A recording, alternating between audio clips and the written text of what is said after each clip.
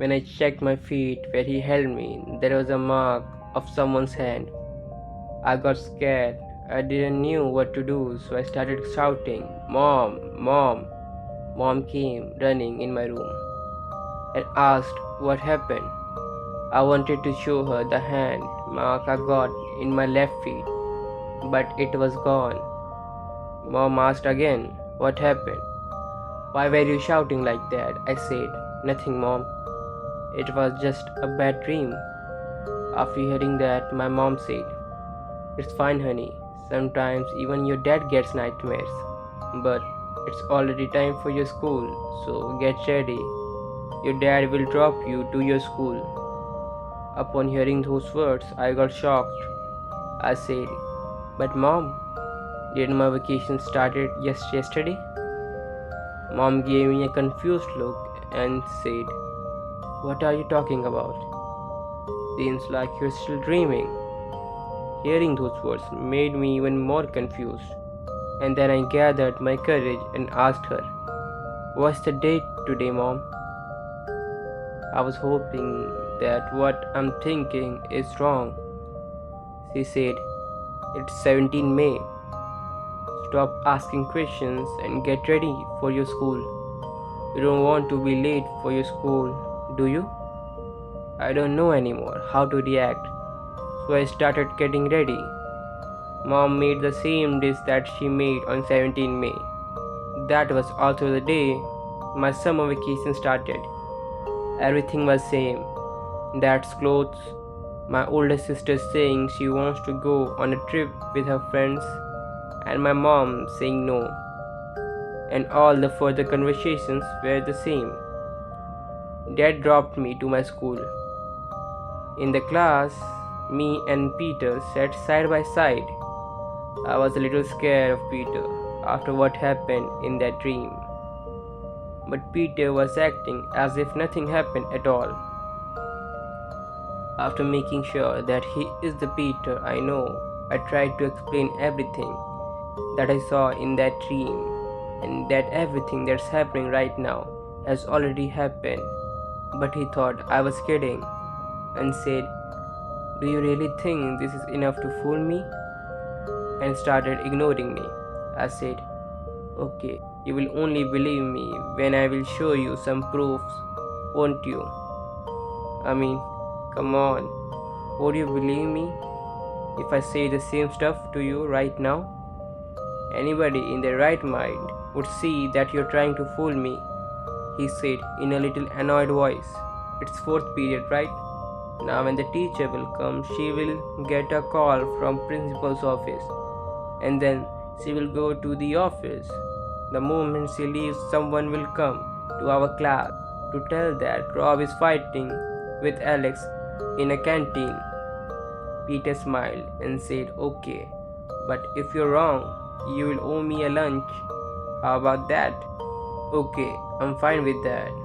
But if what I said turns out to be true, you'll have to believe everything I said without any further questions." Peter nodded his head, and then things unfolded how I told him they would. Teacher leaving, Rob fighting, and even we got a summer vacation announcement as well. Peter was shocked. He looked at me with fear and hesitation and asked, "So what we will be doing now?" "We have to find out what really is in that mountain, and was the dream of me living today was just a dream or something else."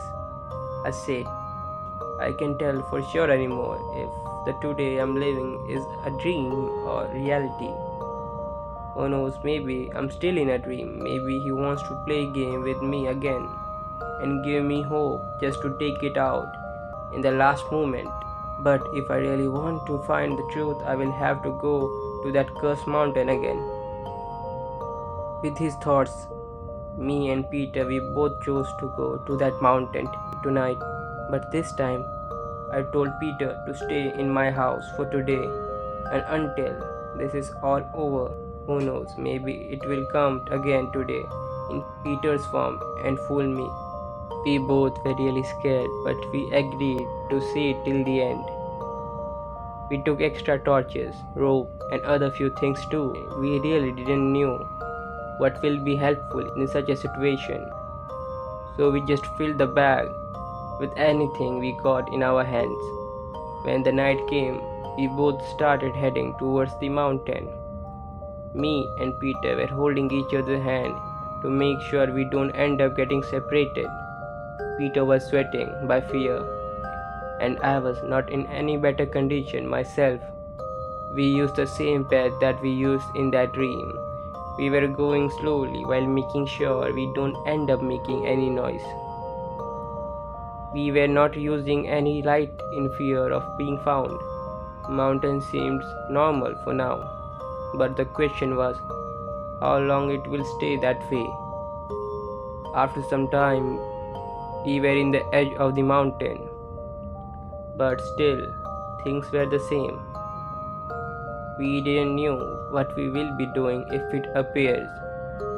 To face that thing again will be a nightmare, but I have to face it to find the truth.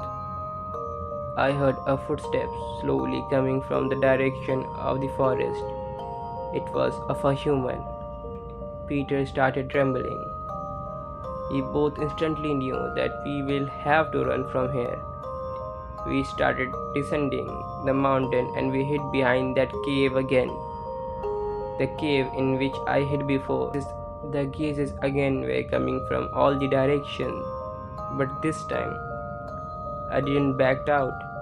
The moment I stopped getting scared from it was the moment I realized that there was no hostility in those stares. They were of someone who's asking for help.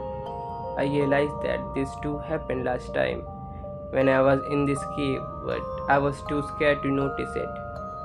Peter was sitting in the cave and trembling like how I was that night. But cave was safe, so I left him and started going further. The further I go, the more these cases were getting stronger. There was a rock that was oddly not matching with that place. It was as if someone put it that way.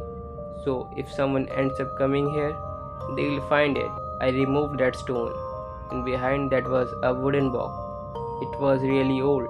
It had no locks, so I just opened it without any second thoughts. There was a letter inside. Paper was really old, but it was in a readable condition. I could tell that it was not like any regular letter, but ignoring that, I started reading it. It was left behind by the kid named Harry, who was just like me, a guy who was a student, and just a few other things about him. But then I turned the page. There was words appearing on that empty page, out of a thin air. Other words starts appearing next to it. It told me to destroy it after reading it. By doing that, I will be able to free all the souls that were trapped here by that monster. He said that the monster is nothing but a monster who tries to take over a body of others so he could again be alive. He tried to use us too, but our body were too young or too old for possession, so he wasn't able to do it. But for his amusement, he cached our soul in this box. But somehow, when I was trying to run from that monster and hid in this cave like you, I realized that there was no hope for me to get out of this place alive. And I wrote this letter and killed myself. By killing myself, my soul got inside of this letter. With time, all the other souls chose this as their home too. For some reason, he never came inside of this cave after that. To kill that monster, you have to be 18 years old, no more, no less, and you have to let him get inside of you. And the moment it possesses you, you will have to kill yourself. But don't worry, you won't die in reality. The soul of that being will be wrapped around your heart, trying to take control of you. And in that moment, it will be also trapped inside your heart. So if you try to kill yourself, it will try to stop you by doing it. But be careful, if you do a shallow attack, it won't die, and if you use too much force, then you might end up destroying your heart too. So You will need to be precise. You will realize yourself when it will be fully destroyed, so don't hesitate until then. I know it won't be something easy to do it, but you will have to do it if you want to get out of this place and get rid of him. After reading that letter, I burned it. By the smell of a burning paper, Peter came running towards me, thinking something might have happened to me.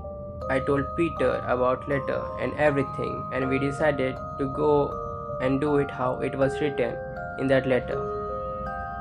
It was our only hope, but the next question was who will be the bait, cause we both were 18 and the person who'll choose this role might just end up being a sacrifice.